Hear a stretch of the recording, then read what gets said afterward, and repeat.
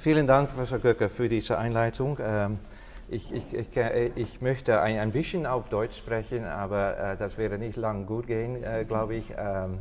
Ich freue mich sehr auf diesen Abend, aber ich will jetzt weitergehen auf Englisch, die Lingua Franca, die heutigen Akademie. So I hope you don't mind if I go on in English. Aber Sie sind frei, Ihre Fragen anschließend auf Deutsch zu stellen, wenn Sie das bevorzugen. Ja? Okay, so the title of my paper is a bit of a pun perhaps, but it's a serious question at the same time. Theology at the University, from Queen to Quixotic, that's the kind of way to pinpoint the historical trajectory which theology might have been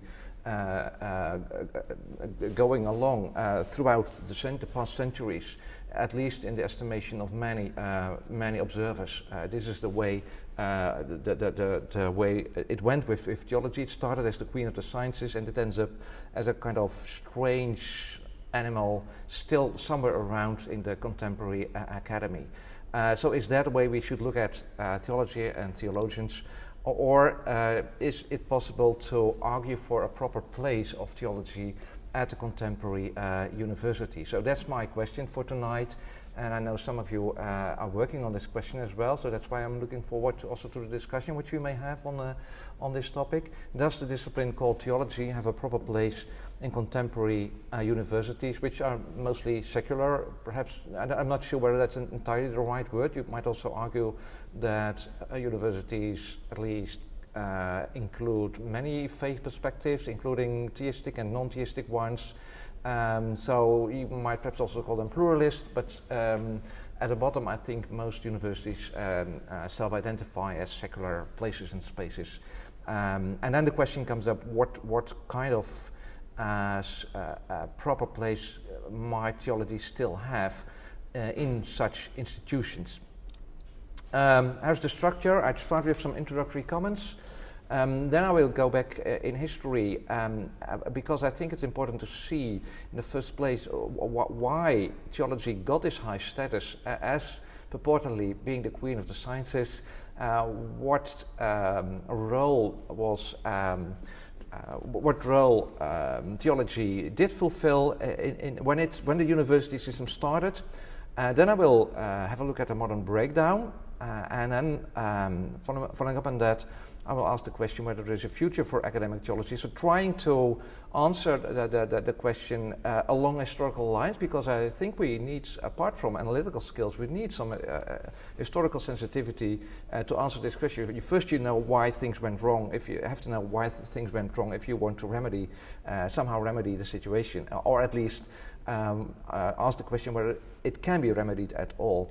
And then I will conclude with an example of how perhaps a contemporary department or faculty of theology, which is up to date, geared to the times, might look like today.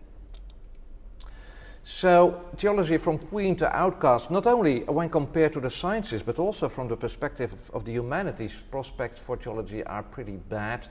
At the moment, I don't know exactly, of course, about the situation in Germany, but in the Netherlands, where I come from, a couple of theological faculties have been closed down, others have been merging with other ones, or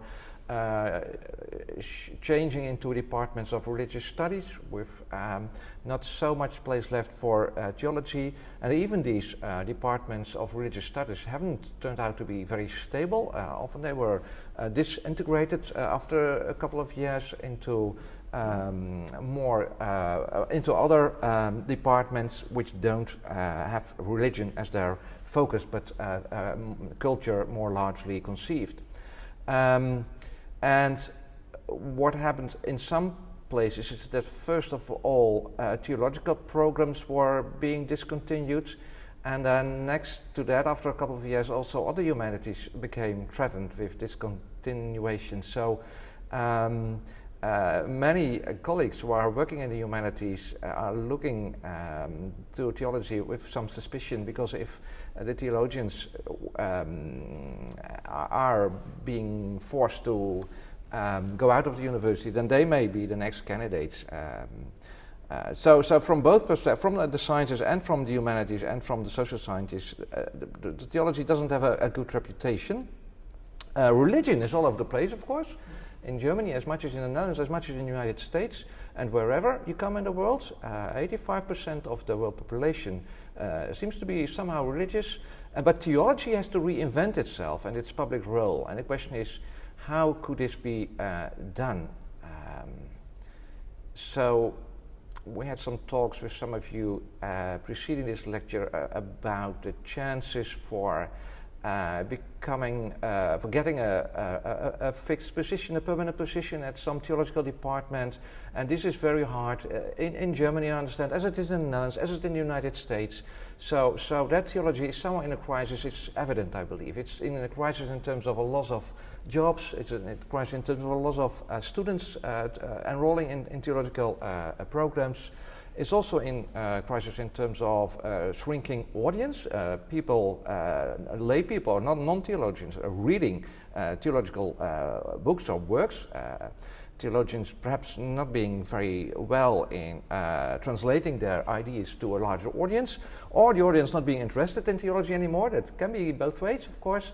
Anyhow, it seems to me that theology has a problem. And how should we deal with that problem? So let's first have a look at history. How and why did theology lose its academic credibility? And in order to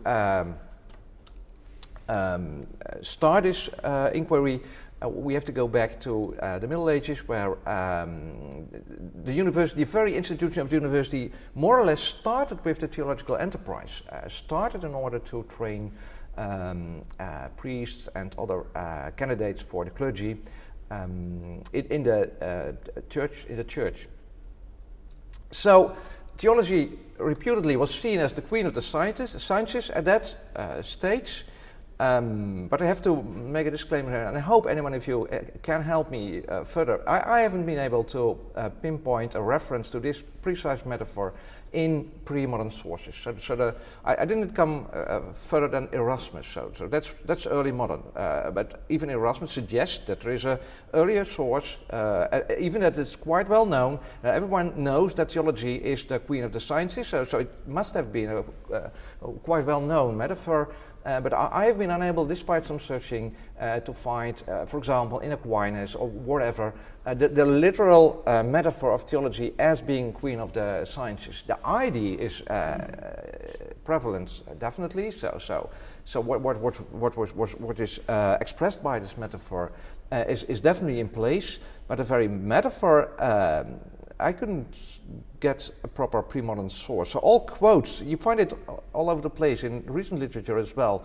And but most quotes are vague. If people are referring to it, they don't put a footnote telling you where they found it. They just are copying each other, it seems. So if anyone of you has come across a mention or a reference to this metaphor predating Erasmus, I would be very interested to know. What we do know is that already in Greek philosophy with Plato and Aristotle, human knowledge was considered to find its apex, its climax, in what we would now call theological reflection. So Aristotle, for example, is very clear about this, having this metaphysics, which falls apart in two kinds of metaphysics, the general ontology, but then on top of that there is the metaphysics which is involved in pondering and studying the primary things, the transcendent realities, and that's what we would probably now call theology to some degree. And it's also clear that this view was adopted by the early church. We find traces of it in Clement, in Origen, etc. And what we also know is that Augustine equated Christian teaching with wisdom and defining it as true philosophy. So there is a kind of Aristotelian ring in this definition. But interestingly, Augustine sharply distinguished Christian teaching from scientia. So he made this distinction between sapientia, wisdom, and scientia as knowledge. And there is a kind of hierarchical relationship here, because scientia is knowledge of temporal things, and it's limited in its scope and limited in its significance, whereas Christian teaching is not knowledge of temporal things, but wisdom in terms of having to do with the eternal, immutable things. And precisely that idea was responsible, I think, for this idea of theology as being at the top of the sciences, because it was not because it was more lofty or more abstract than other branches of knowledge and of studying, but because of the fact that it had to do with immutable entities, rather than with mundane, mutable things. If you look at the very term theology, it came up as a technical term only in the 12th century with Peter Abelard, and it gained common currency in the 13th century. Previously, the word in Latin had referred to mythical theogonies of pagan authors, so theologia was something you should rather not be engaged with as a proper Christian author. Christian authors avoided the term, but rather talked about doctrina Christiana or sacra pagina, as Thomas Aquinas did, for example. That kind of terms. So it's only later on that theology came to be known as a term within the Christian commonwealth to describe a certain way of a certain discipline which could be studied at an academic level. And that happened especially when the study of the Bible became combined with what we would now call analytic theology. I don't know whether you're familiar with that term and with that kind of disciplinary engagement. So logic plays an important role here, of course, looking for the consistent use of concepts as it was done in the times of scholastic theology. And at that stage, the time theology indeed came to be used as a name for this emerging new discipline. We can even pinpoint the birth date of the name very precisely, 1252, in the Statutes of the University of Paris. It was arranged that there should be 4 faculties, including a facultas theologica, a theological faculty, next to law, medicine and philosophy, or liberal arts. What is interesting to me is that at that stage already it was a disputed question whether theology should be counted among the sciences. So some said yes, definitely it should be seen as a science. Some said no, and others said yes, but in a qualified way. Aquinas and other scholastics definitely considered it to be a theoretical science. As Aristotle had it, it was a system of deductions from first principles. Argumentation played an important role, and that's what was a characteristic for scientia. So in that sense, Aquinas and others approved of the fact that theology should be seen as a science. Others, such as Grosseteste and Occam, objected, and they objected because the principle of the science must be universally evident to unaided reason. And because theology somehow derives from revelation, which you have to accept before being able to start off in a sense, theology did not qualify as a science according to these somewhat later medieval authors. Thomas, of course, realized that there was some kind of a problem here, and that was why he called theology a derived science, so not entirely like other sciences, but still a theoretical science. And then Bonaventure, Duns Scotus, Alexander of Hales, and others found some kind of middle ground by arguing that theology is not a theoretical science in the Aristotelian sense, but a practical one, aimed at awakening love of the highest good. There's also a Platonic reference here, of course. And not only in medieval times, scholastic theologians went this way, also much Protestant theologians, so later on after the Reformation, took this position, defining theology as being engaged with finding the good life. And the good life is also the pious life and the life of serving God and others. So it's much more practical than interested in theoretical knowledge. It's a science about living the good life, actually. Many definitions of in scholastic theology go this way. Now I turn to the modern breakdown. So what we see is that positions A, C, and if I turn back, then you see A is so arguing that it is a theoretical science, and C is arguing that it's a practical science, were already in place before the modern breakdown of theology as the purported queen of the sciences.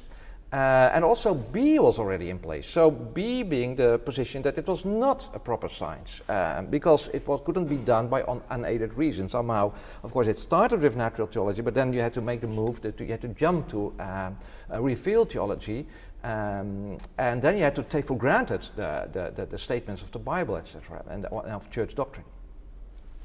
So hesitations about question whether theology is a proper academic discipline, is a science at least, were already prevalent in the first stage of its career. So you can then ask the question, why did sentiment shift? Why did the majority of observers opt for B rather than A or C when we move on in history, going to the modern, moving into the direction of the modern breakdown? And one hypothesis here is that perhaps it were not, first of all, theoretical reasons, but it may have had to do with political reasons in the first place, that theology as a science fell into disrepute. In any case, in early modernity, religion became a means to bolster the identity and claims of newly emerged nation states. Peace of Augsburg, of course, 1555 is quite well known. And at the same time, the very concept of religion seems to have started. It has been sorted out by people like Peter Harrison, who has done quite some work on the historical vicissitudes of the terms religion, also the term science. And he says, well, if you look carefully, you see that in the early modern period, when these nation states are going to emerge, then you can, for the first time, you can start talking about religions in the plural as doctrinal systems, and each of these nation states associates with one of these religious systems, be it Catholic or Lutheran or Reformed or whatever. So unity of confession and doctrine came to be enforced by the states, and this somehow backfired on the reputation of theology because it had could be made a servant of political rulers in this way.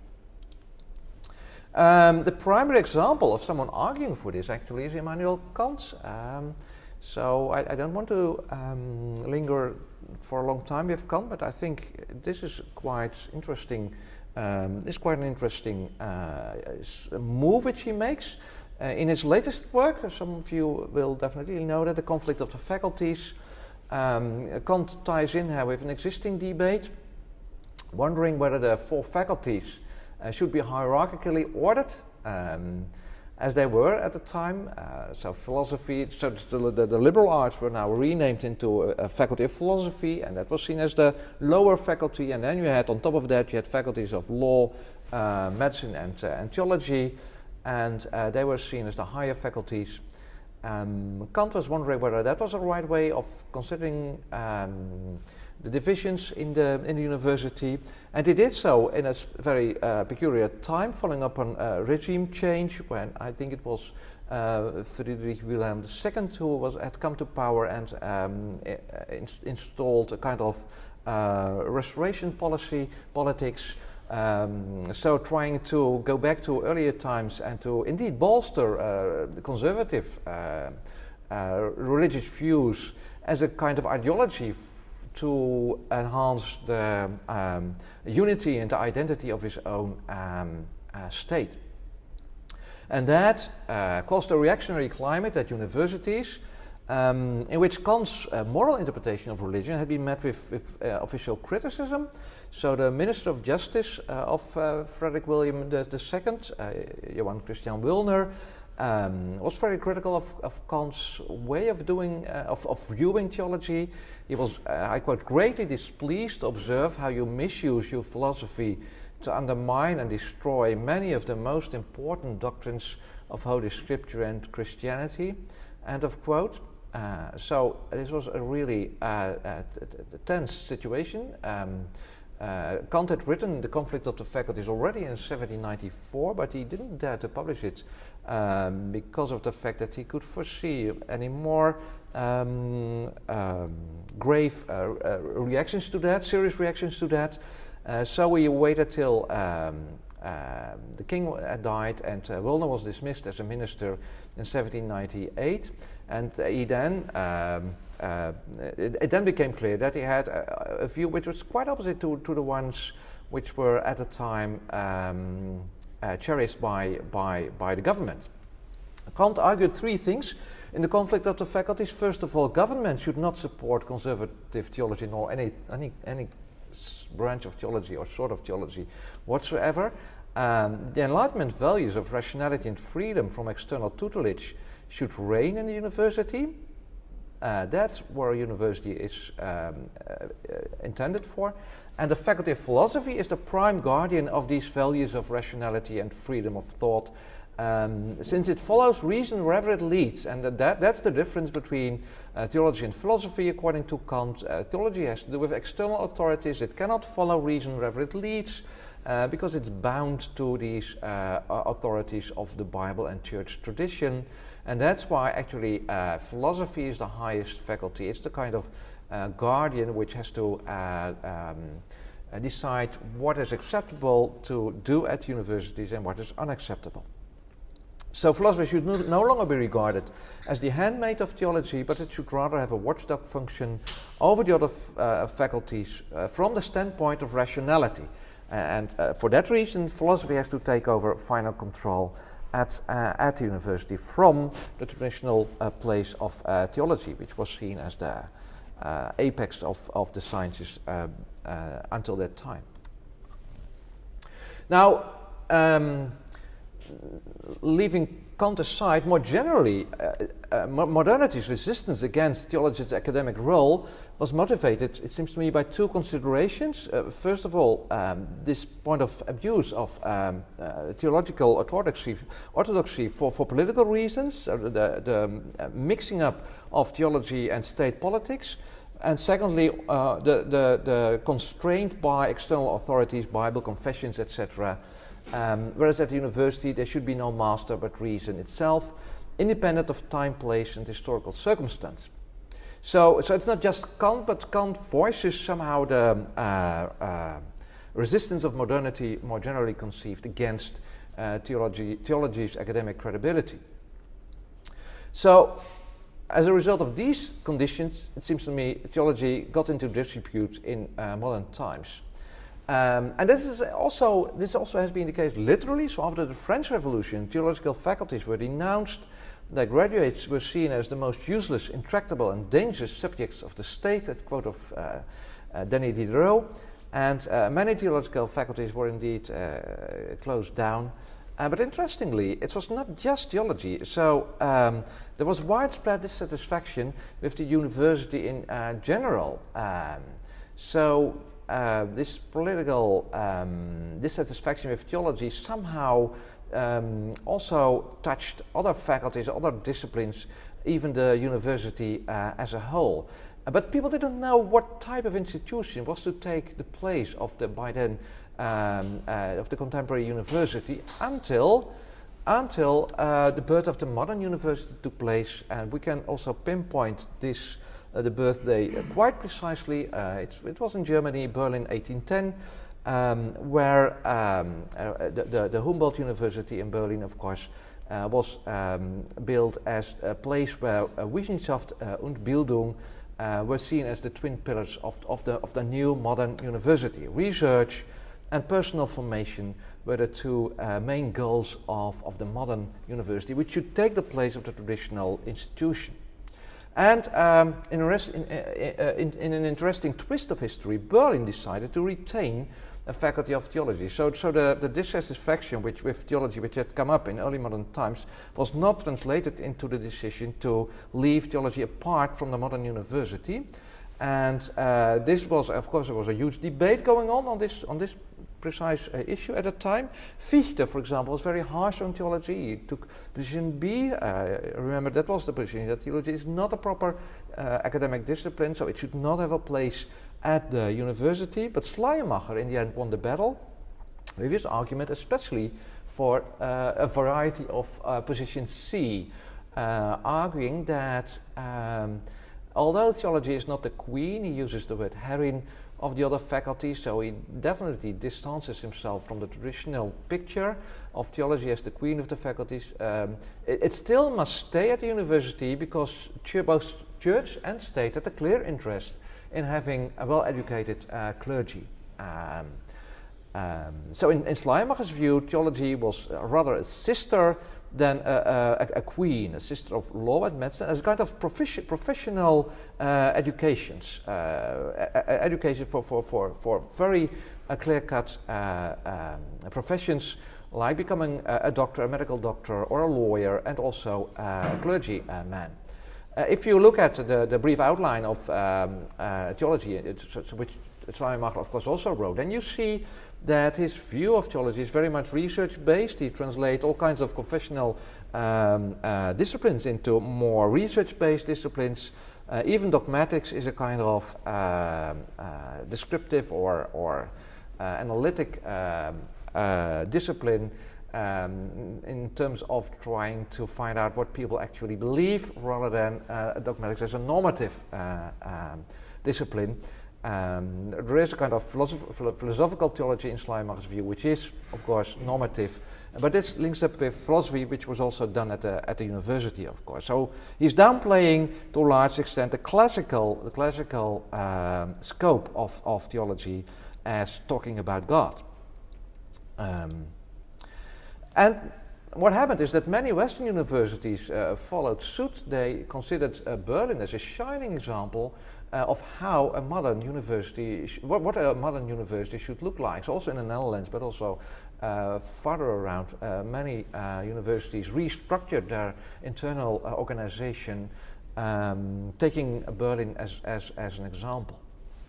Now the question, of course, is whether this is a lasting solution. I think the answer should clearly be no. And then we move into our own times.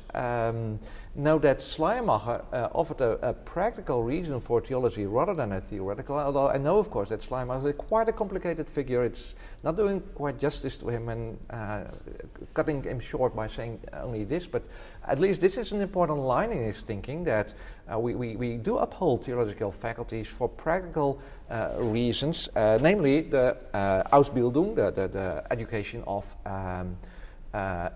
clergy, of clergy for the church.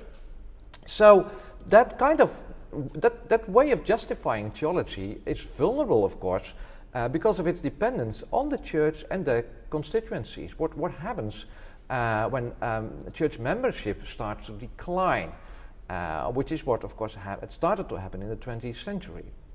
So the question which is behind Schleiermacher is whether Kant's critique of theology should be conceded, whether there is no theoretical justification for theology available, just a practical one. And I think the 20th and also the 21st centuries saw interesting attempts at retrieving also a theoretical foundation for theology. So the most well known of these is, of course, Karl Barth's attempt to tie theology strictly to divine revelation, kind of revelatory positivism, as it has sometimes been called. But there are also other ones, more recent ones.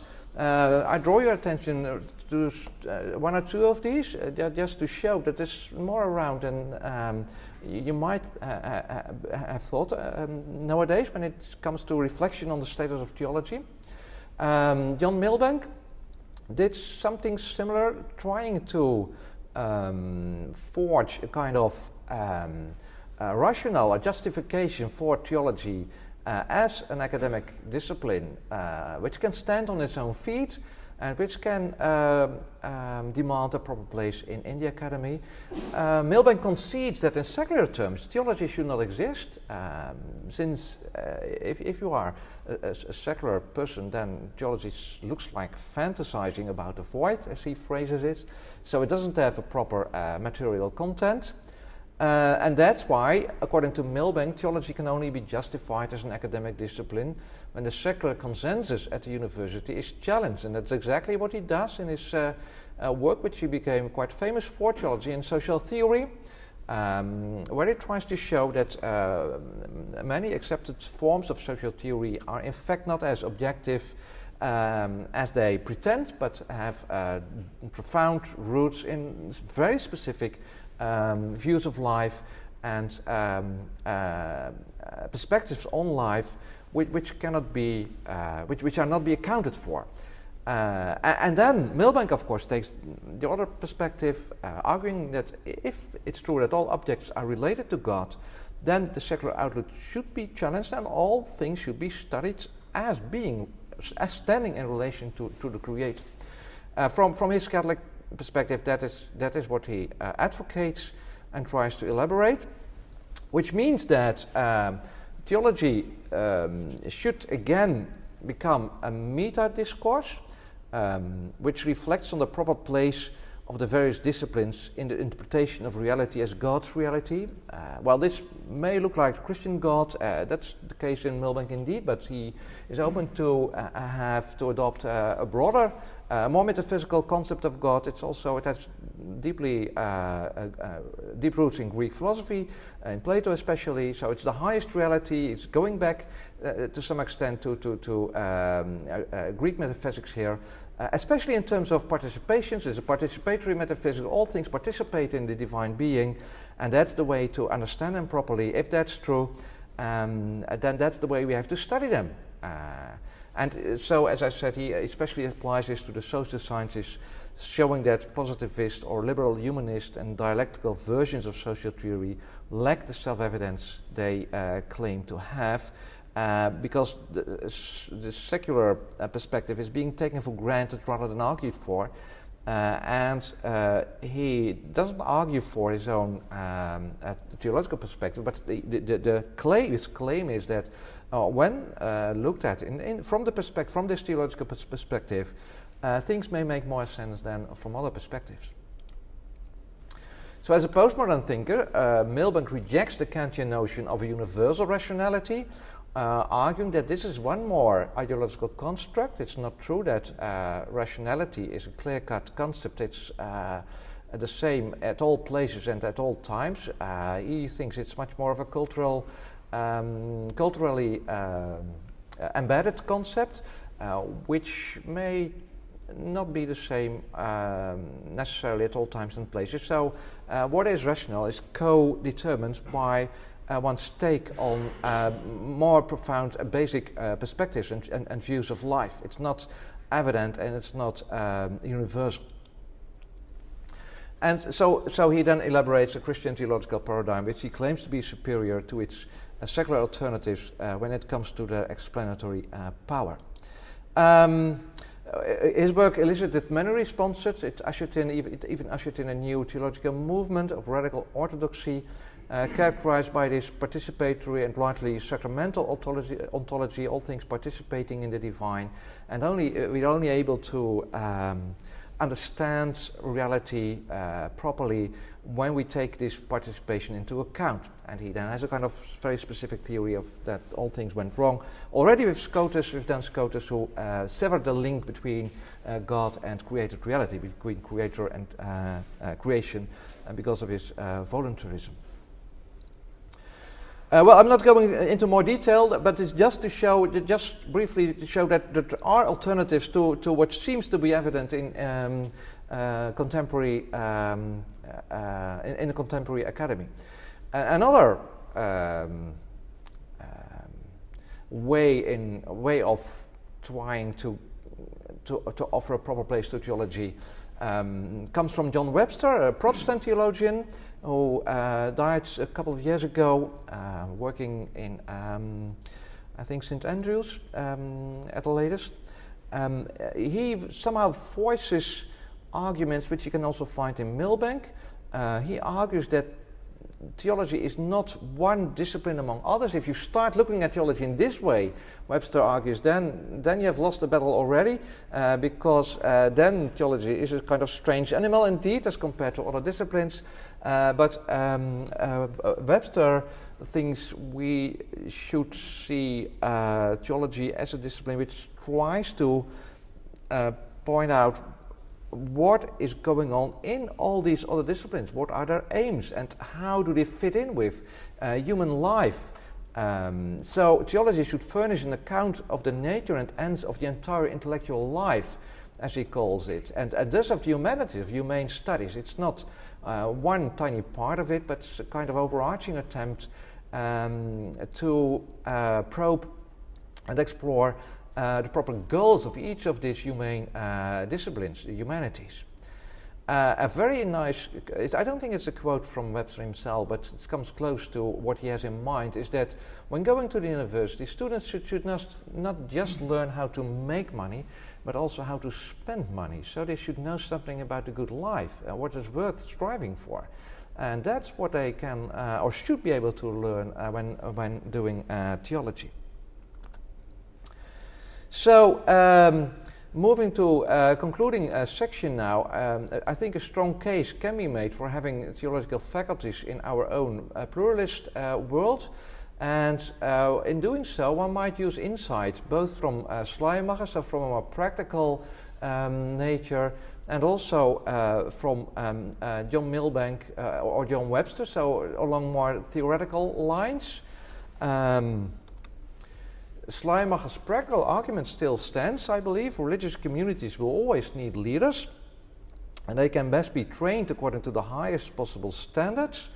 Now, of course, you might say, well, let they train their own leaders. If they want to have leaders, priests or ministers or whatever, let they pay for it themselves. But many Western governments, I think, are wise enough not to go that way, because they feel that if they leave the training of leaders to the religious communities themselves, this may become communities which drift apart from society and which easily develop views which are regarded as extremist or even fundamentalist from a more mainline perspective. So in the Netherlands, the government is very well prepared to pay for the education of ministers and religious leaders of many religious traditions, of course especially Muslim traditions, even though, as you may know, there's of course large problems in making this work well. But the idea here is that there is a kind of defundamentalizing influence which is worked out by academic theology, and many of you will, especially those of you who have actually studied theology, will recognize that. Personally, I do recognize this. I also entered the university as pretty much, well, I wouldn't say I was a fundamentalist, but I had quite conservative views. To some extent I still do, perhaps, but the way in which you look at them differs by studying theology. The way in which you deal with them and treat them, you are able to look at them from a distance rather than taking them for granted and following up on them in kind of a natural way. And that's important for students today, at least that's what we think, that they learn to change perspectives, to appropriate the perspective of other students, and also the perspective of the scientific endeavor, looking at their own tradition through the eyes, through the lens of scientific research. Whether or not, to what extent they may they may make this perspective their own is another matter, but they should be able to at least place themselves in the position of this perspective, and to some extent this changes them in enabling them better to cope with the requirements of living in a contemporary pluralist society. So I think Schleiermacher's practical argument still stands, even though the situation has dramatically changed in terms of becoming much more pluralist. Then the Milbank-Webster argument, if I may summarize it in this way, I think is also still viable. I think we can still make a case for the study of immutable entities, if you would call it that way, or the study of all things from a transcendent perspective, from the perspective of transcendence. But the Milbank-Webster argument seems to presuppose a mono-Christian culture, as I would call it. And I think that is the problem nowadays, that this is no longer plausible in the West today. So I would say the questions are still with us, and the questions didn't find convincing answers, at least not answers which have, the theological questions have not found answers which have been able to convince everybody. And in that sense, they are very interesting from a scientific point of view, because what science is going after is things which we do not yet know. And answers to the theological questions we do not yet know to such an extent that we can all agree about it, whereas many scientific questions we may all agree about the answers which have been given. So they are still very much intriguing and worth to pursue on the highest possible level, I would think. But this cannot be done, and have perhaps a kind of resistance from contemporary culture towards theology comes from. It cannot no longer be done as if we live in a mono-Christian culture. So this should be transposed into a new key. If you want to keep theology viable for our own times, I think we should not shy away from opening up to including other religious traditions within theological faculties or departments. So theoretically, theology's calling can still be described, I think, in terms of questions to be studied from different perspectives, whether you call this Kuhnian paradigms or Lacatosian research programs, or I think Professor Gucke has a preference for the concept of the worldview, Weltbild. So there's also a way of elaborating on this idea of various perspectives, which we all somehow embody when we address reality. So I concur with that, at least with the idea that there is no neutral way of pursuing these questions. You can only study them from a certain point of view, which you have to assume in advance, and then you can try to make this perspective as strong as you can and compare it to other perspectives. So examples of such still unresolved questions are very traditional questions, I believe. Does religious talk about God correspond to some transcendent reality, or doesn't it do so? Is it indeed empty or void? Which is another way of phrasing, does God exist, of course? Well, it's a question which we shrink back for it. We don't want to pursue it in that kind of direct way.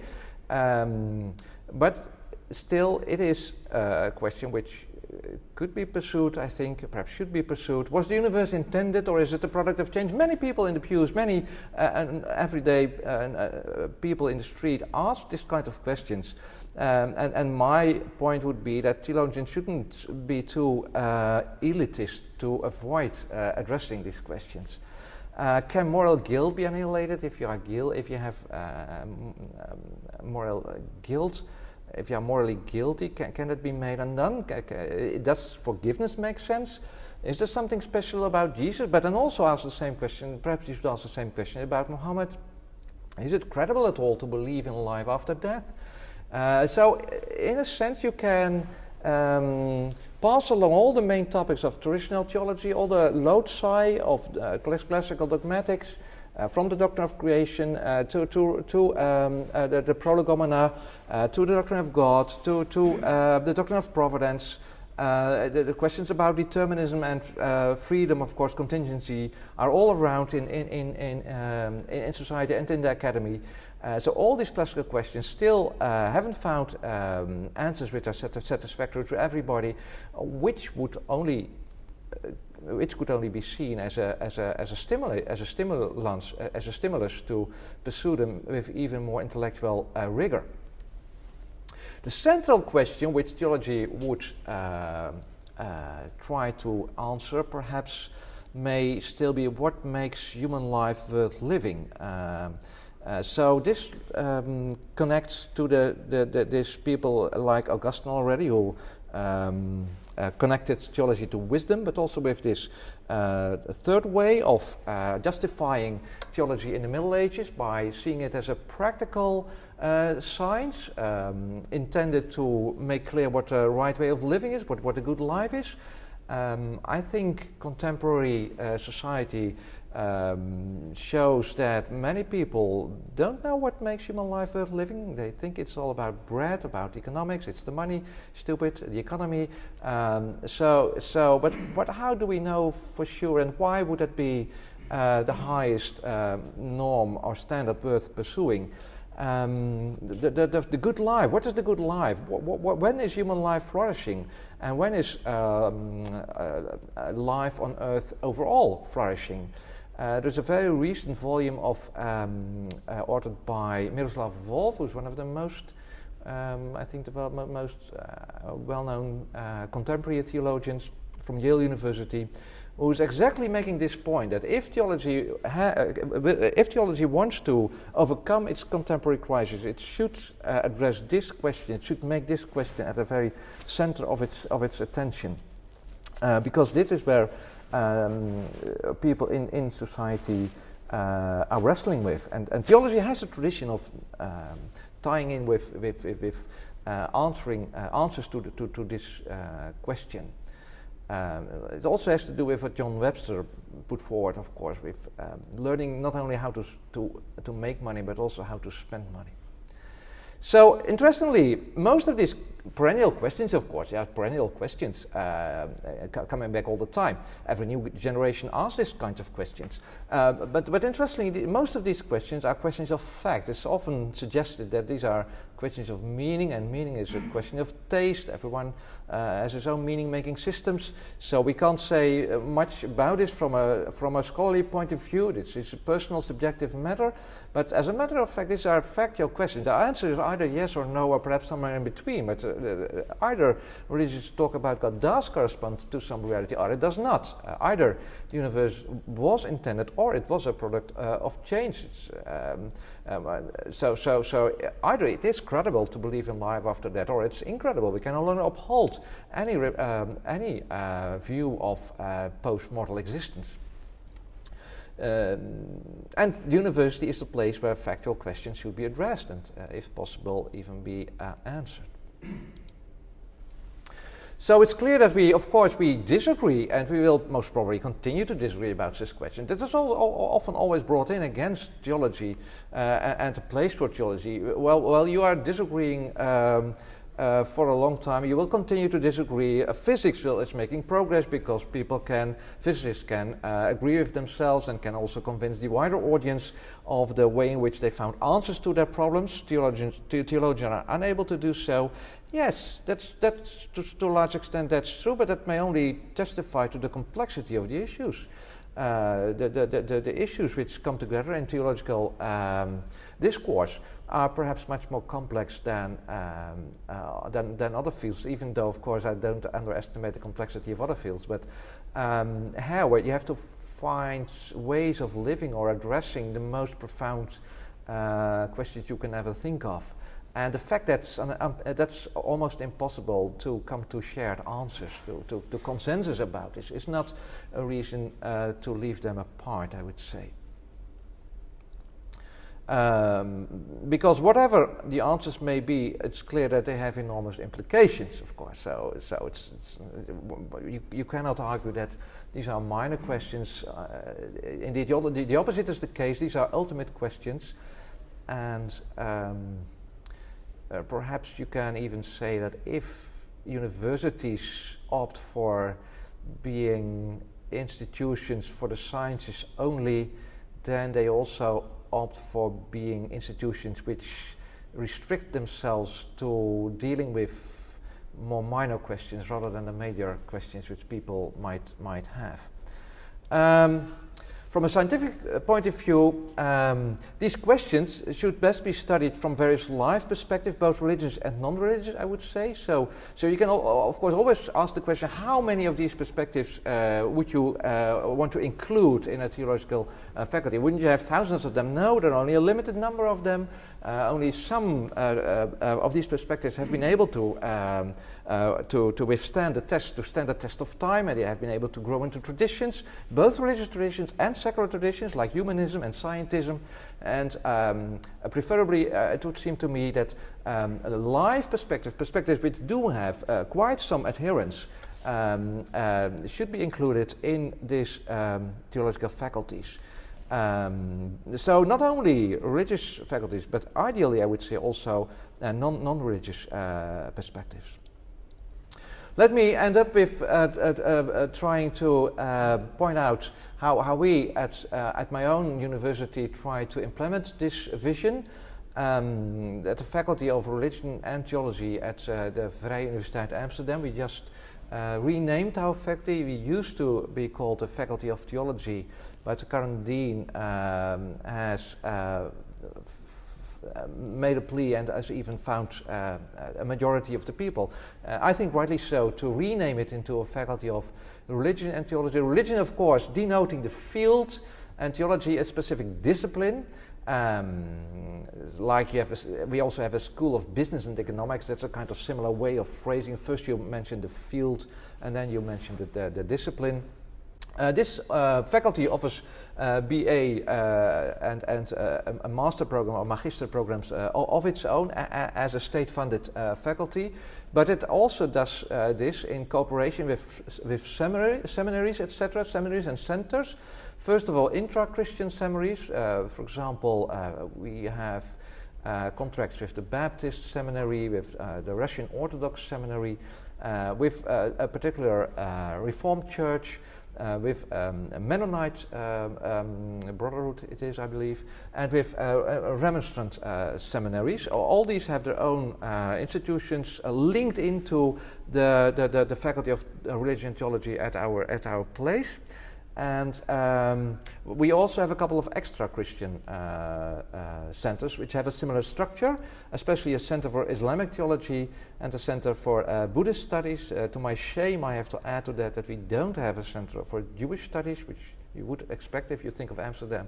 Many Jews have been living in Amsterdam all over the ages, but for some complicated reasons we do not yet have been able to establish a center for Jewish studies. And the interesting thing which attracts me and which I like very much is that we use the 40%, 60% rule in this arrangement, and that means that all these students from whatever church or religious tradition they come can spend 40% of their classes in their seminaries being taught by personnel, by staff which shares their views of life. So Baptists have 40% of their lectures from Baptist professors, but 60% is taught by staff, so people which may share or may not share their own perspective.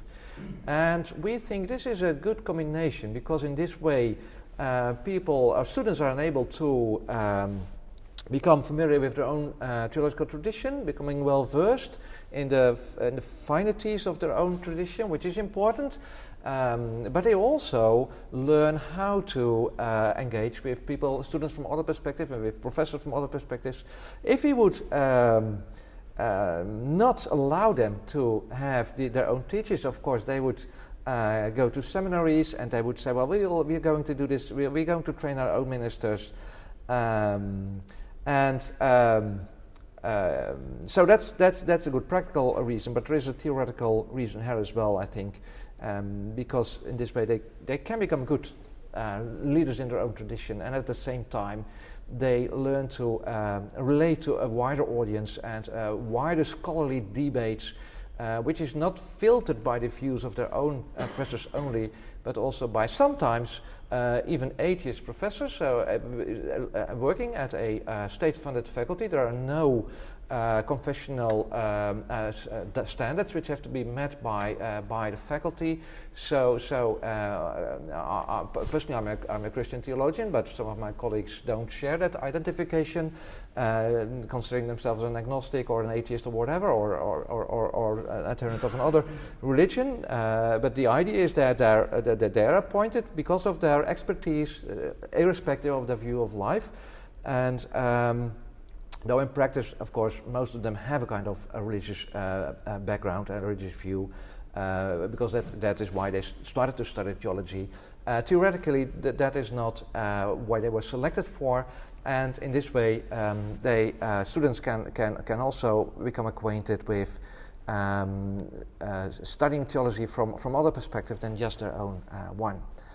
So the practical goal here is that the training of competent leaders who know their own religious tradition well, but also know how to engage with other faith perspectives, and that therefore prepared as best as we can for the pluralist society in which they will find their own place.